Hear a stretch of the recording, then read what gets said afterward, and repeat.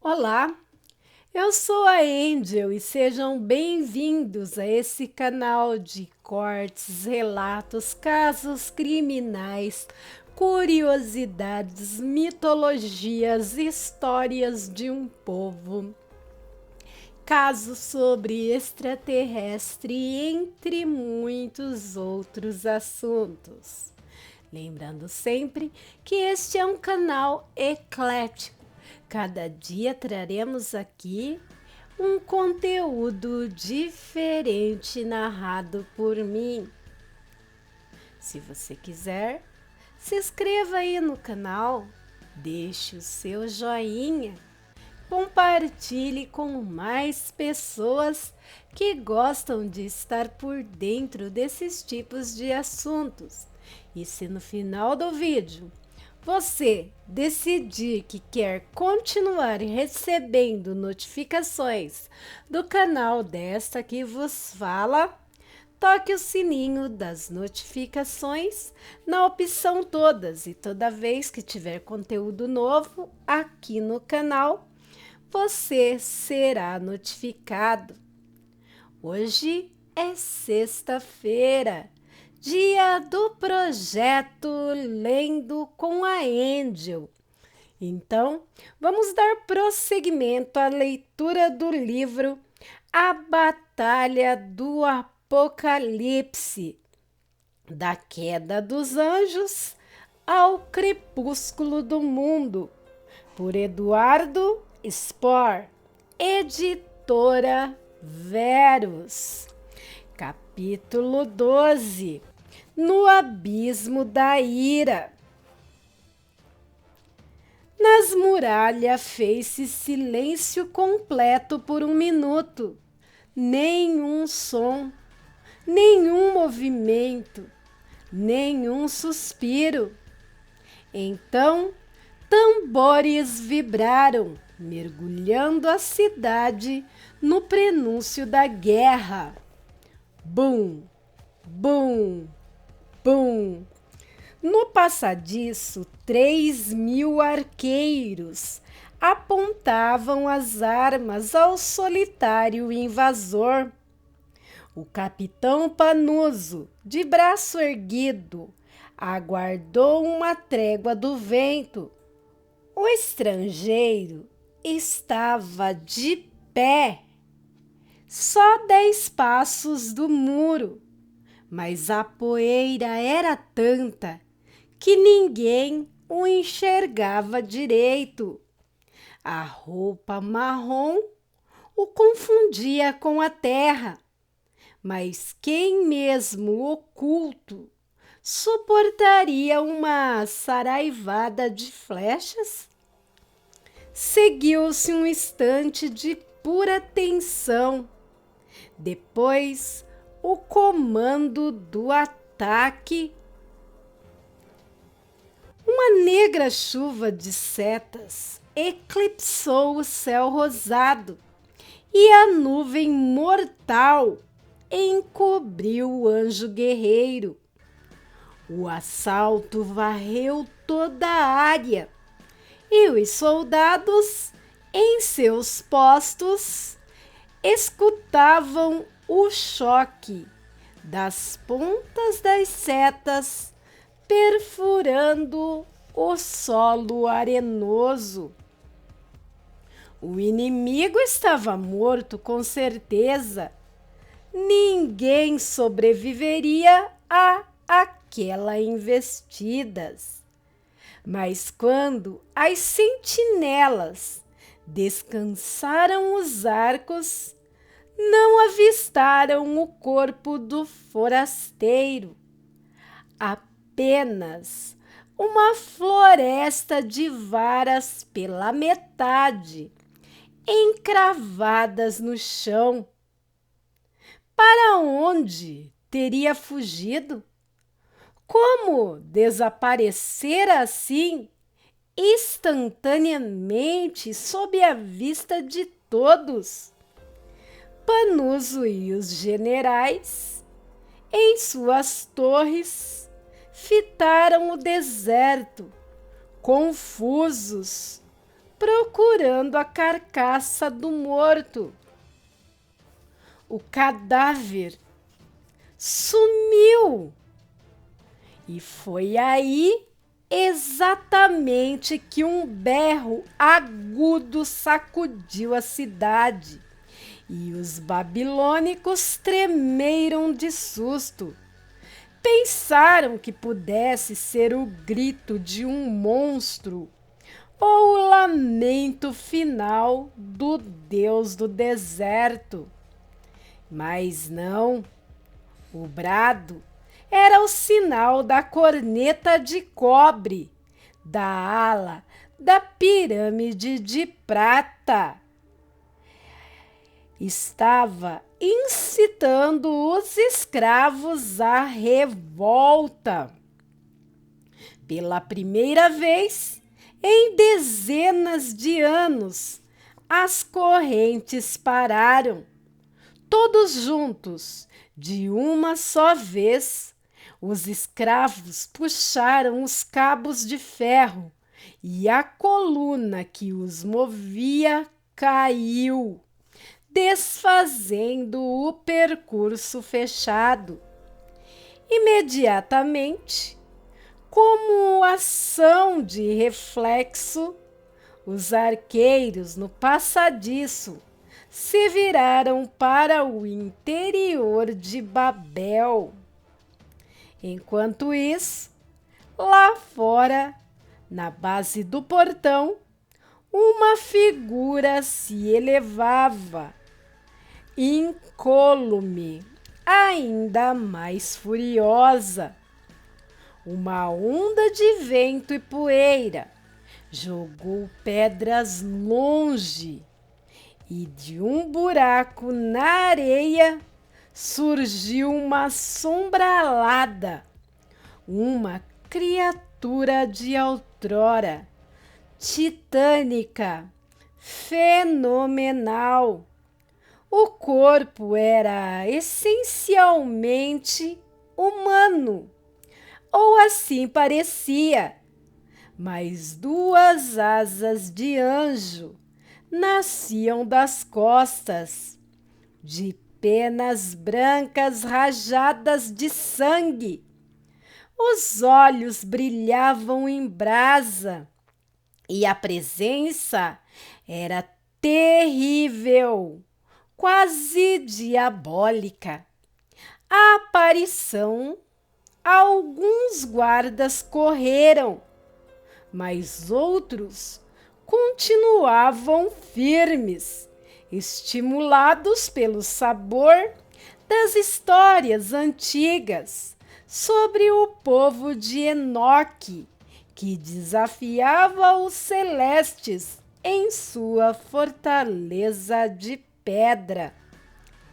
E assim, o anjo renegado voou, espargiu as penas e aterrissou sobre o passadiço. Os celestiais expurgados, preocupados em esconder a sua natureza divina, quase nunca desprendiam as asas, conservando-as sempre incorporadas às costas.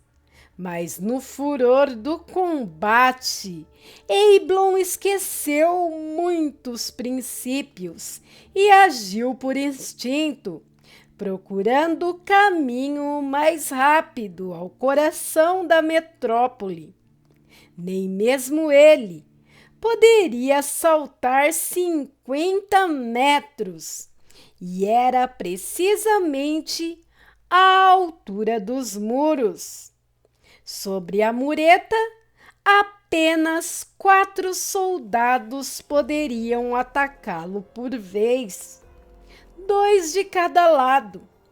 Uma fila dupla de homens se aproximava ao norte, certa de que, se o primeiro tombasse, o seguinte daria continuidade ao golpe. Ao sul, um par de guerreiros sozinhos puxou suas facas e um deles atacou o alado. Mas o alado evitou a rasgada, dobrando os joelhos. Levantou um segundo depois e, num giro, chicoteou com a asa o pelotão à esquerda, jogando todo mundo para trás. Muitos largaram as armas e se agarraram ao anteparo, evitando a queda fatal. Os dois combatentes ameaçaram o Celeste com furadas de facão no ar. O mais jovem deles então tomou coragem e investiu novamente para uma nova tentativa frustrada. Com uma mão, o querubim bloqueou o assalto e com outra desferiu um soco potente que destroçou os dentes e o nariz do terreno. O homem percebeu o impulso e o seu corpo voou, caindo inerte perto do abismo. A linha dupla do norte refez a formação e tornou-a avançar. Desta vez, porém, Eblon não esperou o embate, preferindo iniciar a sua própria sequência. Revoou, pulou sobre a tropa e desceu com os 2 pés no peito dos oficiais dianteiros, supostamente os líderes do pelotão. Correu depois pelo meio dos homens, evitando cada ataque, cada pancada e revidando também com movimentos tão rápidos que incapacitavam os soldados. Logo, perto de 1000 babilônicos já haviam sucumbidos. Assim, Eblon chegou a uma grande guarita de esquina, no ponto exato onde a muralha se virava para o oeste. 20 arqueiros, incentivados por seus capitães, surgiram nas janelas da torre e miraram as setas.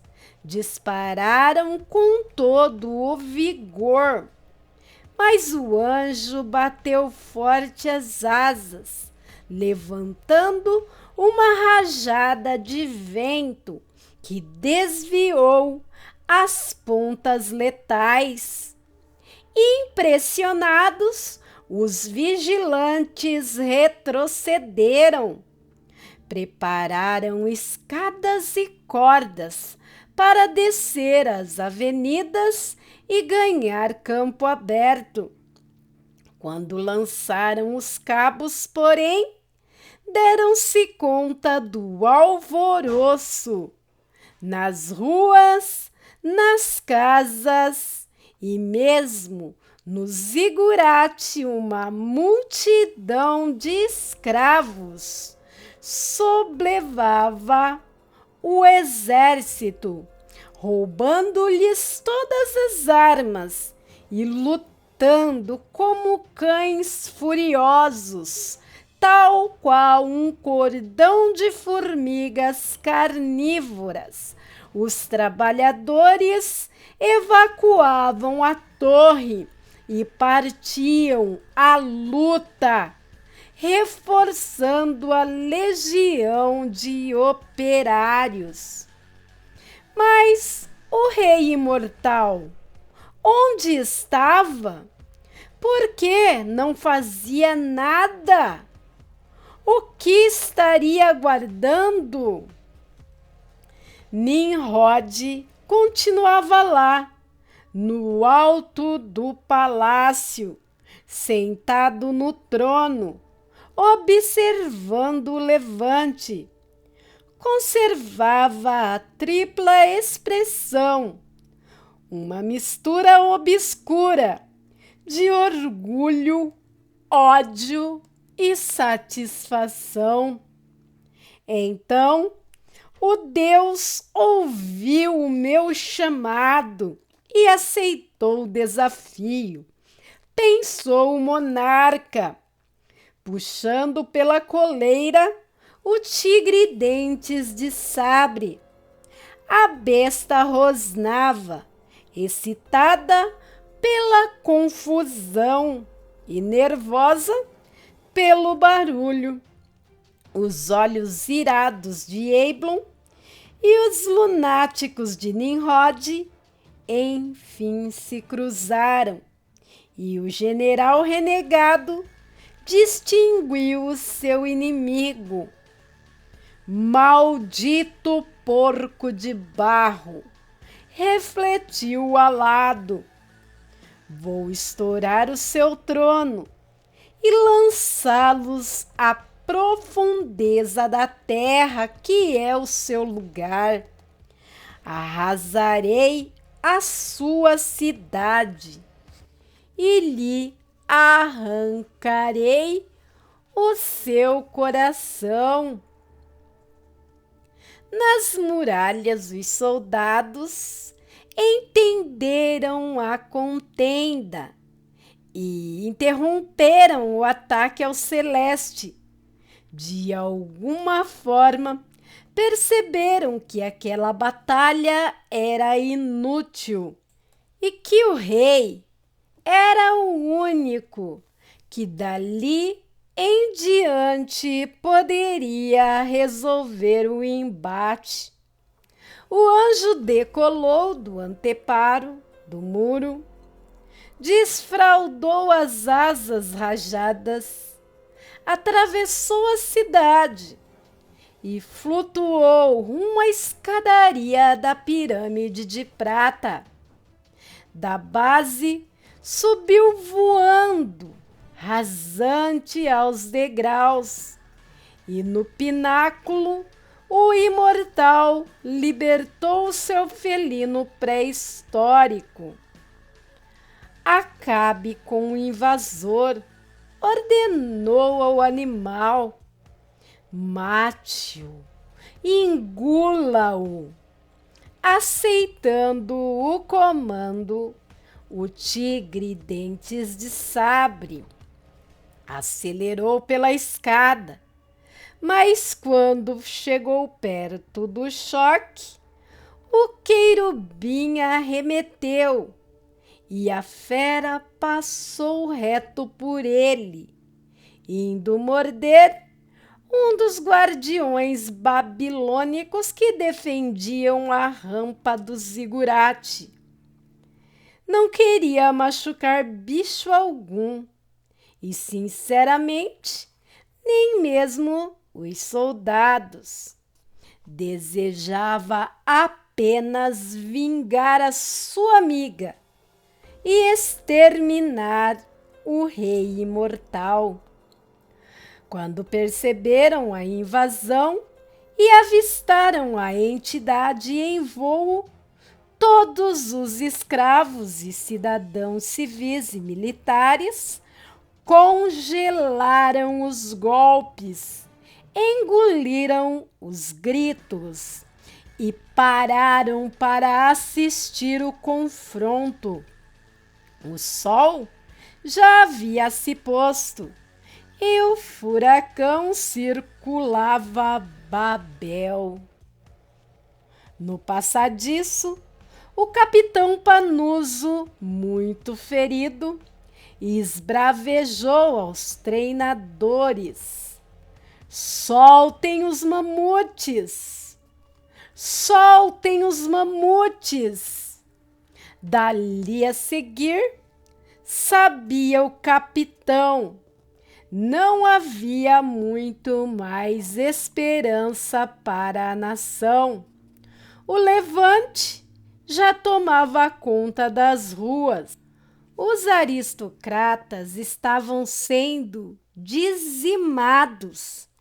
A torre estava vazia e uma divindade desafiava o soberano.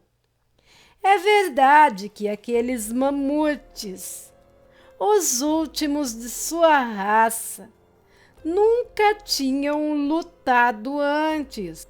Todavia, raciocinou Pazuno, ainda matariam muitos escravos se jogados à revelia nas avenidas.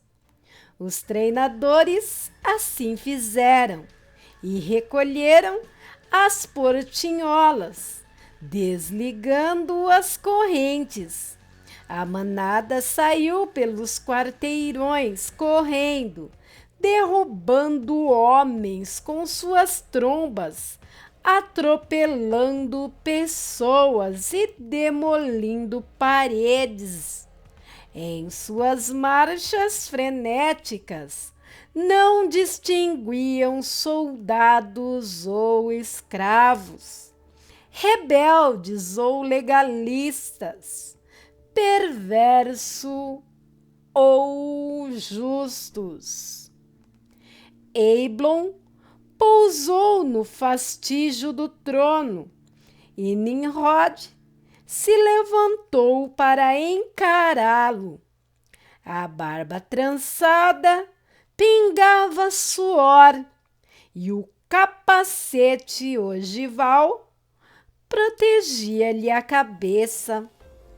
Estava visualmente desarmado e não carregava nem mesmo o cetro cravejado de joias, que era duro, bom para amassar em combate. Você veio, regozijou-se o monarca. Eu sabia que não resistiria ao chamado. Estou aqui, pronto para liquidá-lo, desafiou, apontando os braços ao firmamento. Envie as catástrofes, mande as enfermidades, lance todas as hecatombes. Ao contrário de Enoque, Babel resistirá. Eblon teria achado graça se não estivesse tão bravo. Nimrod era um louco, ignorante nos assuntos antigos. Mesmo assim, havia certa ironia na situação. Ao mencionar os cataclismos, o rei seguramente se referia aos dias anteriores ao dilúvio. Ele citara os desastres e não havia dúvida de que detestava os anjos, mais precisamente os arcanjos. Nesta matéria, o príncipe Miguel era o verdadeiro culpado e não os renegados que se rebelaram justamente contra o assassinato dos homens. Ajoelhe-se, exigiu o governante. A confiança cega estampada no rosto. Ajoelhe-se perante Nimrod. Eu só me ajoelho perante Deus, rebateu o general, cansado da arrogância. Seus ideais por um minuto fizeram-no hesitar, mas aí ele se lembrou de Ishtar e extravasou a sua ira. Com um murro poderoso, acertou o terreno, fazendo-o trombar contra o encosto do trono. O apoio se quebrou e o monarca estatelou-se na plataforma com os escombros dourados. Apesar das advertências, Eblon nunca levara muito a sério a lenda sobre o rei imortal. Por isso, achou que tivesse matado o sujeito, mas não. Num segundo, Nimrod estava colado no chão e no outro se levantava, tão feroz e veloz quanto uma serpente faminta. Da bota tirou uma faca, uma adaga mágica, o punhal de Zamir e golpeou. Mas seu adversário não era um anjo comum, e sim um anjo guerreiro. O general renegado pressentiu o perigo. Com suas habilidades fantásticas, se esquivou. O fio passou muito perto, cortando duas penas rajadas. Mas foi só isso. As plumas logo flutuaram, levada pelo vento fortíssimo, aos jardins mais baixos, fitando o instrumento da morte, capaz de dilacerar humanos e celestiais. Eblon esperou nova investida, e quando Nimrod estocou, estendendo o golpe ao máximo, uma defesa precisa o desarmou, deslizando as costas do rei. O celestial prendeu-lhe o pescoço em um golpe do tipo gravata. Só o imortal abominação, rugiu o soberano, quase sufocado. Nunca poderá me vencer. Deixe minha cidade, eu ordeno. Imortal, o rei imortal. Agora sim, o discurso de Samira fazia todo o sentido. Era isso que ela tentava me dizer à margem do rio. Nimrod, ele e seu feiticeiro. Nimrod e Zamir capturaram Ishtar para beber-lhe o sangue. Um humano que prova sangue de anjo torna-se imortal, nunca envelhece e raramente é ferido. O ritual era antigo, fora desenvolvido pelos magos de Nod, que com suas magias vitimaram muitos alados. Então você se alimentou do sangue de Ishtar, gritou o renegado, forçando a cabeça do rei contra o assento do trono, tal qual um carrasco arrasta sua vítima à tora de execução. Eu já disse, criatura, fuja enquanto é tempo, nada poderá me matar. Nenhum efeito do céu ou da terra seria possante para destruir Nimrod. Como pode ter certeza? Não passas de uma escultura de barro, um primata imperfeito, um macaco que aprendeu a falar.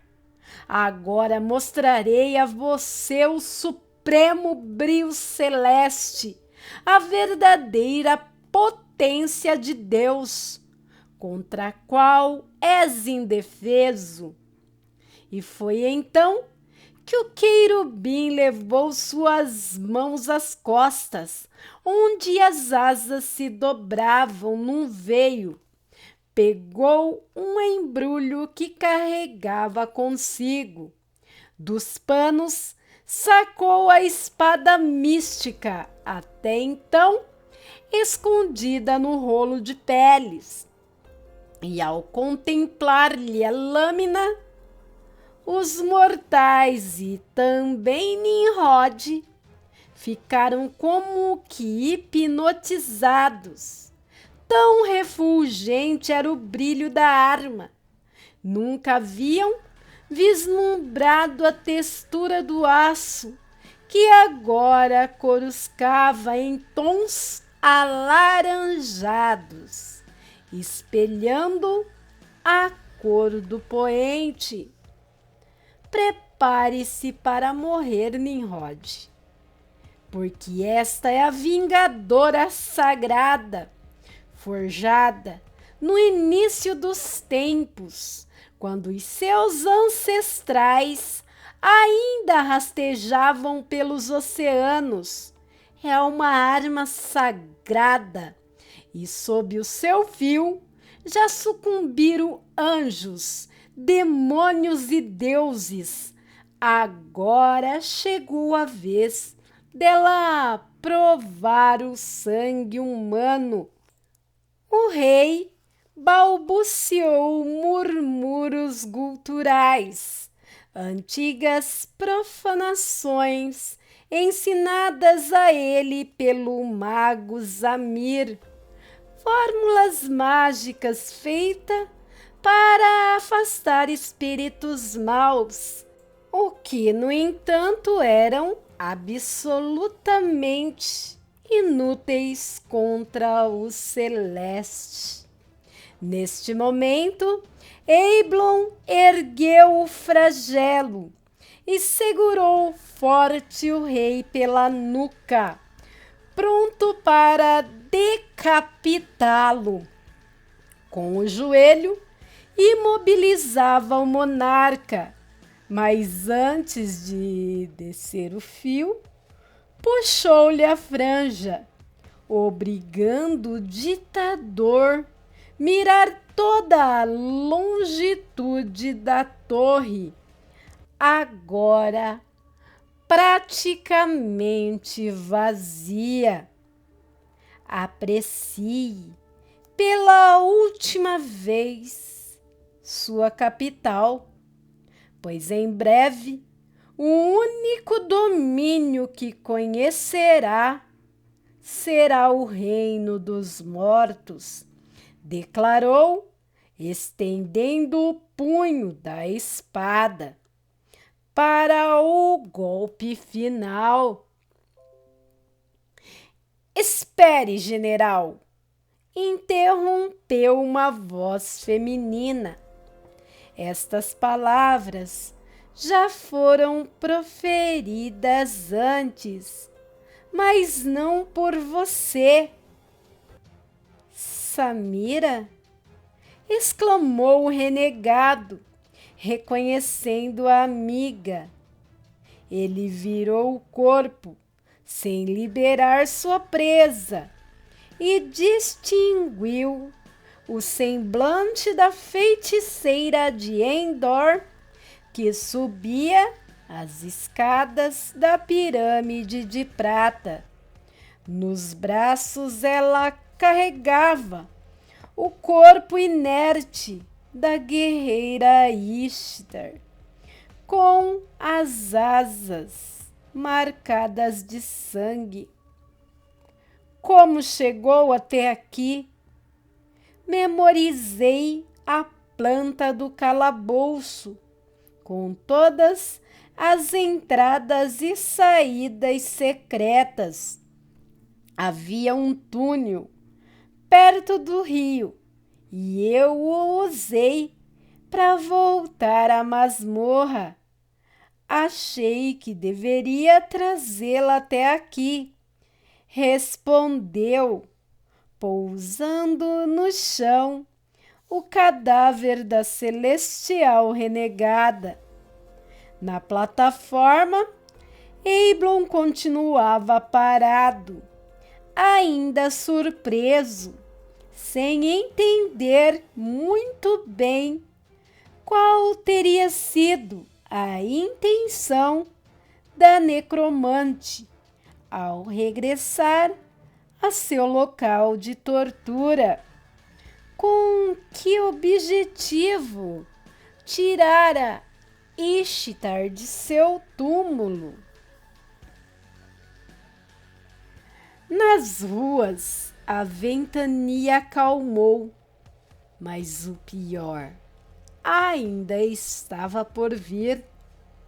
Naquele instante, Babel entrava no olho do furacão, onde o turbilhão geralmente abre uma trégua e toma fôlego para o sopro final.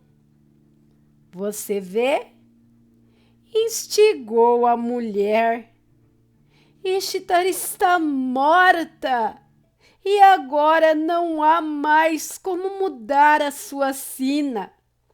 Não acha que já basta de tantos massacres?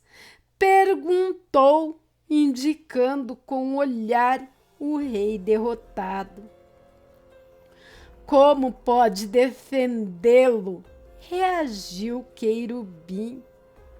Depois de tudo que ele lhe fez, a feiticeira encarou o general e subiu a plataforma. Tomou nos dedos o punho calejado do guerreiro celeste e revelou-lhe a palma. Suas mãos estão cheias de sangue humano. Ela fez uma longa pausa. Será que não compreende?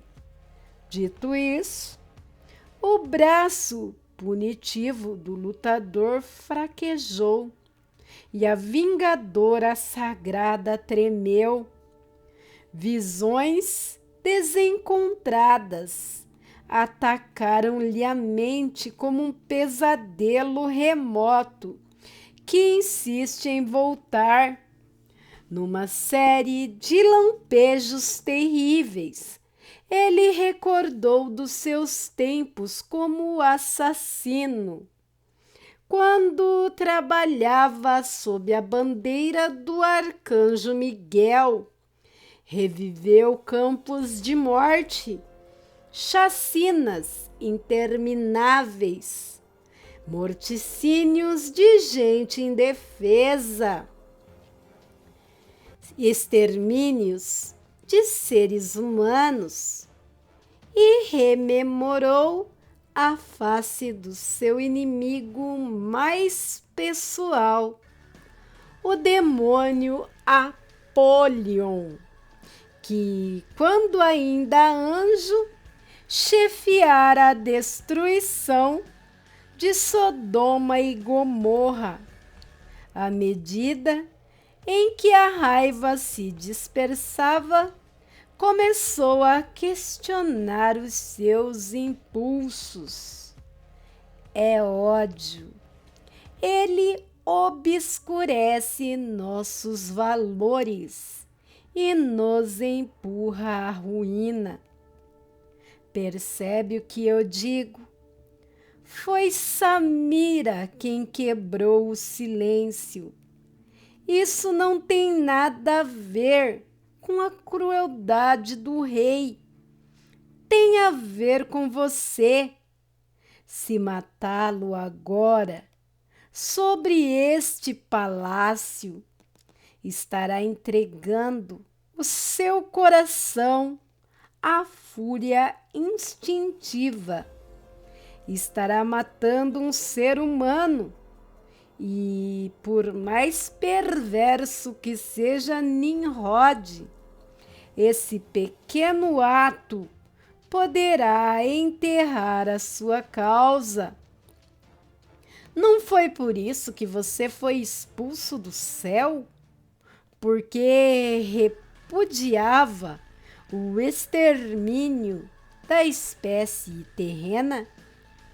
E não é justamente esse o seu grande temor de esquecer os seus ideais e abandonar a justiça? Então, a feiticeira se afastou, deixando o renegado sozinho em sua decisão. Ela percebia, melhor do que ele, que o homicídio do rei imortal, naquelas circunstâncias, marcaria o fim de sua jornada, de toda a sua luta contra os arcanjos. E foi isso que quis dizer quando recriminou as suas palavras de ira. Sou uma necromante, acrescentou, antes de se calar finalmente. E como mestre na arte dos mortos, sei que há uma tênue linha entre o bem e o mal. Se você ultrapassar esta fronteira, talvez não possa mais voltar. Vingança ou justiça? Qual das duas você vai escolher? Elas são as mesmas coisas. A única diferença é quando você as executa com ódio. Nimrod, que a tudo escutava, teve medo pela primeira vez ali, sob o fio da arma. Ele não era mais um monarca supremo, mas apenas um mortal, indefeso, humilhado. Pensou em implorar pela vida, em gritar e chamar pelo pai, mas a garganta estava cada vez mais apertada. Naquela posição, mal conseguia gemer. Nas avenidas, os insurgentes observavam o duelo. Os soldados já tinham sido debelados em todos os cantos da capital e até as muralhas estavam tomadas. Bastava um só comando para que a turba derrubasse os portões. Mas, por outro lado, se o ditador sobrevivesse, a situação poderia se inverter. Como o rei, novamente ativo, o exército lutaria até a última faísca e o levante teria sido contido. Agora o destino de muitos dependia da resolução do Celeste. O que ele pretendia fazer? Deveria poupar Nimrod e conservar os seus valores ou decapitar o soberano, desforrando assim a memória de Ishtar? Os olhos cinzentos voltaram a brilhar, e ele estendeu a sua arma, retomando a força do golpe. O renegado atacou, e a espada desceu contra o rei imortal. Samira desviou o olhar e aguardou o ruído da cabeça rolando, mas em vez do som abafado, toda a metrópole escutou um grito agudo, seguido por um lamento de dor. A lâmina penetrou não na nuca, mas no ombro, atravessou a carne e afundou no assento dourado, prendendo Nimrod ao apoio. O sangue espirrou pelo braço, em quantidade muito superior à humana, e escorregou pela rampa, molhando os degraus e enegrecendo o reflexo da prata. Você continuará vivo, Nimrod, sentenciou o primeiro general. Está condenado a viver para sempre e nunca morrer. O ferimento em seu ombro continuará escorrendo por toda a eternidade. E daqui muitos anos, toda vez que sentir o seu estigma ardendo, vai se lembrar deste dia, o dia em que Babel saberá que foi a piedade do celeste que o poupou. Então, nessas horas, terá vontade de morrer, mas não poderá. Sozinha, reclusa às sombras do novo crepúsculo, Samira sorriu, mas ninguém notou. Nas praças e nos quarteirões, a Babilônia, então, era só calmaria. Organizados e vitoriosos, os escravos escancararam os portões e abriram passagem a planícies. Aos poucos, a tormenta voltava, com toda a intensidade de um tufão legendário. Os operários desprezaram a pilhagem e saíram todos em fila, sem nem ao menos olhar para trás. No topo da pirâmide de prata, embora vencido, Nimrod não resistiu à soberba. Restava ali ainda um último consolo, um pilar derradeiro que alimentava a luxúria, um monumento perene que, segundo os buscadores, resistiria a qualquer calamidade. Você me condenou, é verdade, mas a minha torre prosseguirá eterna, disse ele, já enfraquecido pela perda de sangue, ao seu carrasco. Os viajantes continuarão a enxergá-la a quilômetros no deserto e saberão quem a construiu, mesmo depois de passados os séculos. Engana-se mais uma vez. Toda sua obra será apagada, corrigiu o general. Foi astuto ao canalizar o curso do rio para dar sustentação ao edifício. É um projeto arrojado, contudo possui um ponto fraco. Ele sabe. Desesperou-se Nimrod. Ele conhece o segredo da coluna de água que mantém ereta a construção.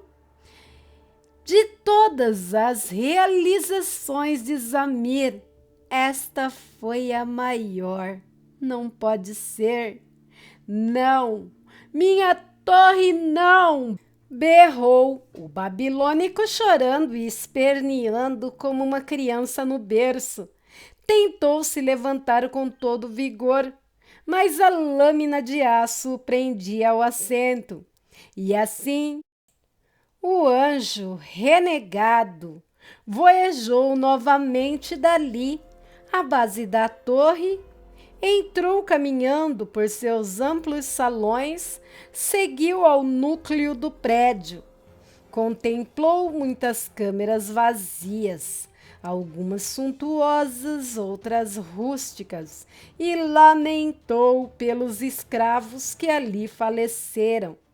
Destruiu várias portas lacradas, despedaçou um portão duplo de cobre e chegou ao eixo central. Bem no meio da Torre de Babel, descobriu o interior de um imenso vão circular que alcançava as máximas altitudes do edifício. Por ali, corria em vertical um grosso tubo de ferro. Do chão subia quase infinito e nele se apoiavam todas as vigas que seguravam as paredes. Através dessa tubulação era bombeado milhões de litros de água por dia e sua pressão era tão forte que sustentava o cano, assentando como uma coluna vertebral que segura todo o esqueleto. Em pontos chaves do tubo, o líquido saía por escoadouros pequenos, diminuindo gradualmente sua violência. O general tocou o cano de ferro e calculou a sua espessura. Devia ter mais de 1 metro. Era revestido por dentro por uma grossa camada de marfim que impedia o desgaste do ferro. Será que ele, apesar de suas capacidades fantásticas, conseguiria romper a parede? Concentrando a energia divina da aura nos punhos cerrados, invocou a ira de Deus, sua técnica mais poderosa, a arma fundamental dos querubins, a mesma divindade que usara em duelo contra o terrífico Apolion no Castelo da Luz. Esmurrou a tubulação e o metal não suportou.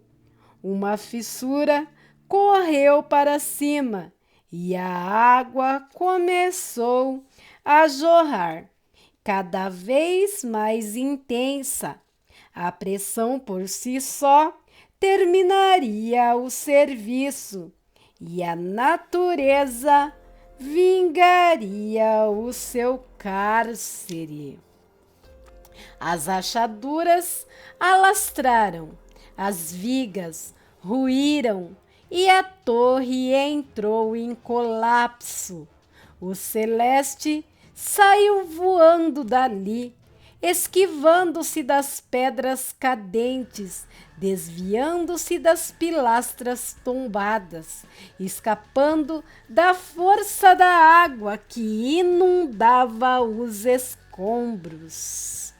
Quando, enfim, cruzou o portal de saída, a torre já estava em destroços.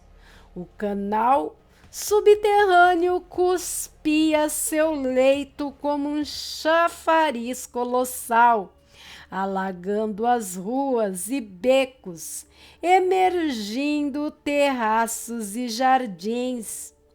Eblon ascendeu ao topo do zigurate e, em pleno vôo, retirou a espada do ombro do rei, que de tão consternado não se moveu. Continuou a fitar a torre, altista, lacrimejante, desconcertado pela destruição, inconsolável pelo fracasso. Sem pousar, o renegado recolheu sua arma, agarrou Samira com um braço e com o outro apanhou o cadáver da guerreira Ishtar. Subiram alto, muito alto, aproveitando o revolver do ciclone, e dali assistiram à queda da torre maldita. Quando desabou a última laje, a água invadiu as casas, as avenidas, as praças, arrebentou os muros e engoliu o palácio. Nada sobrou. A tempestade de areia chegou logo depois e varreu a capital, enterrando a cidade no coração do deserto. Babel estava morta. Séculos mais tarde, outras cidades da Babilônia surgiriam. Seriam os gloriosos tempos de Hammurabi e de Nabucodonosor e muitos outros. No entanto, a verdadeira Babel, a Babel de Nimrod e Cush, a Babel lendária, foi sepultada no último dia daquele verão do ano de 2334 a.C., ou antes da Era Comum. E foi assim que tudo aconteceu.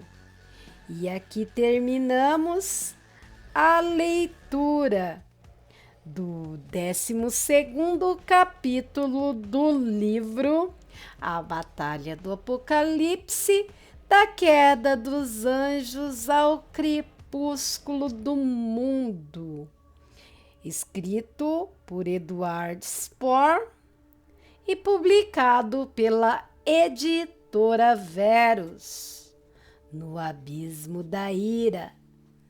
Próximo capítulo será o capítulo 13, de nome Viver para Sempre. Lembrando que este livro é uma obra de ficção. Nada tem a ver com religião e nem com religiosidade. Bom, se você gostou do vídeo, se inscreve no canal, deixa o seu gostei e compartilha esse vídeo com mais pessoas que gostam desse tipo de conteúdo. Se você quiser continuar recebendo notificações deste canal, vai lá no sininho e aperte a opção todas. Lembrando também que esse canal não é monetizado e você pode estar ajudando o canal contribuindo com qualquer quantia pelo Pix. A chave do mesmo vai estar aí na descrição do vídeo e no primeiro comentário. Toda ajuda será muito bem-vinda. Bem, espero que tenham gostado. Lembrando que esse é um canal eclético. Cada dia estarei narrando aqui um assunto, um tema, abrangindo algo diferente. Por hoje é só. Fiquem com Deus e até o próximo vídeo. Tchau, tchau.